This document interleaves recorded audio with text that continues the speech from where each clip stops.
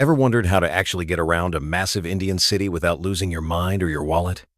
Today's episode is packed with tips and real stories about navigating city transport in India. And trust me, you're going to want all the help you can get.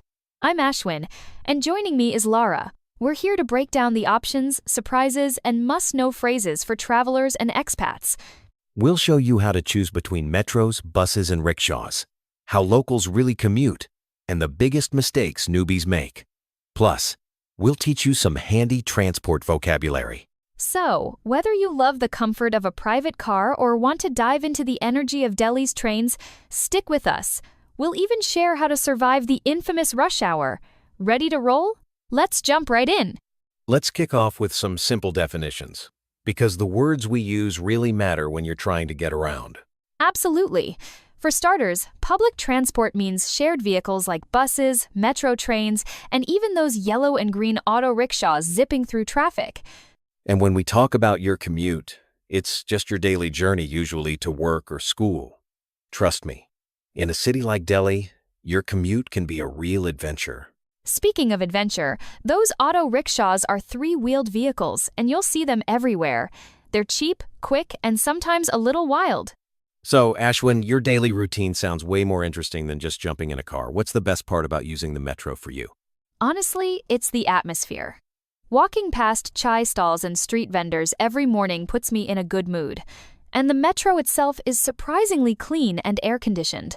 That actually makes me jealous during the hottest months. But I do love having my own space in my car, especially when it hits 45 degrees outside. Though, you have to admit those 300 rupee taxi fares really add up. The metro costs just 20 to 60 rupees for most trips, and you don't have to worry about parking either. You know, I'd swap my car for the metro if it meant no more getting stuck in Delhi traffic jams.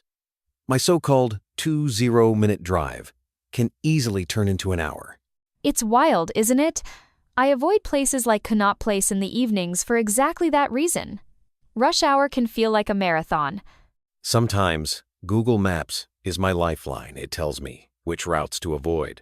But even then, there are days when nothing moves. That's where the flexibility of public transport wins.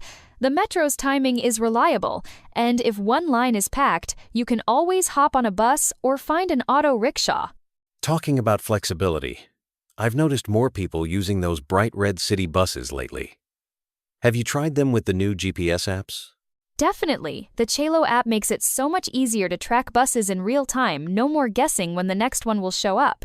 But what about that last stretch, when the metro or the bus leaves you a bit far from your destination? That's always been tricky for me. The answer is e-rickshaws. They're electric, super quiet, and cost about 10 rupees for the last mile. Honestly, it ties the whole transport system together. I love how many choices we have now. Cars, taxis, metros, buses, rickshaws. And with new metro lines opening all the time, it's only getting better. That's so true.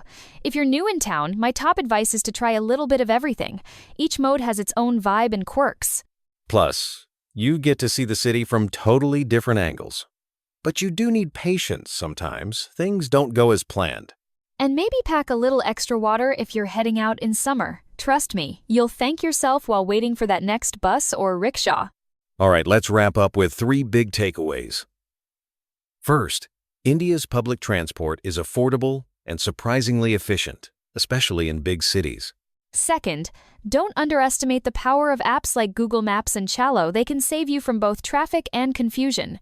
Third, be open to mixing and matching different transport modes. Flexibility is your best friend here. And your action step. Next time you're in an Indian city, plan one journey where you try at least 2 kinds of transport, maybe the metro plus an e-rickshaw. You'll get the real local experience. Thanks for joining us on BloomSpeak English. Next week, we'll spice things up with a tour of Indian food. Until then, keep exploring and keep practicing your English. See you soon.